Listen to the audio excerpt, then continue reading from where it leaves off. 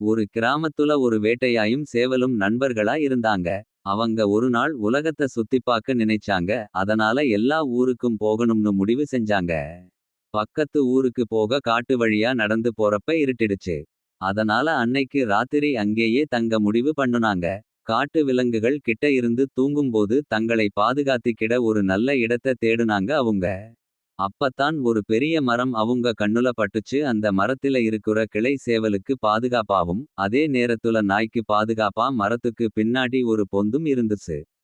உடனே நாய் அந்த பொந்துக்குள்ளயும் சேவல் மரத்து மேலையும் பாதுகாப்பா இருந்தாங்க.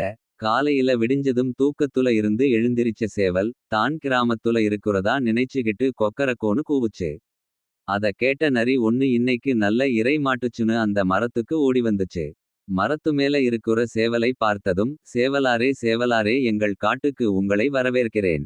உங்கள் வரவு நல்வரவாக இருக்கட்டும்னு சொல்லுச்சு. தொடர்ந்து சொல்லுச்சு கீழ இறங்கி வாங்க நாம நண்பர்களா இருக்கலாம்னும் சொல்லுச்சு.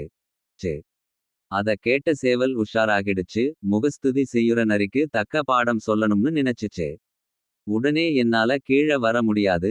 ஆனா நீங்க மேல வர சுலபமான வழி மரத்துக்கு பின்னாடி இருக்குன்னு சொல்லுச்சு. உடனே பின்னாடி வழியா மேல போகலாம்னு ஆசையோட நரி மரத்துக்கு பின்னாடி போச்சு. அந்த பேச்சை எல்லாம் அமைதியா கேட்டுகிட்டு இருந்த வேட்டை நாய் நரியை அடிச்சு துரத்திடுச்சு. புத்திசாலியா இருந்தா தங்களுக்கு வர்றா எல்லா ஆபத்துகளையும் தவிர்க்கலாம்னு தெரிஞ்சி வச்சிருந்த சேவலும் வேட்டை நாயும் ஒண்ணுக்கு ஒண்ணு துணையா எல்லா ஊர்களையும் சுத்தி பார்த்து சந்தோஷப்பட்டுச்சுங்க.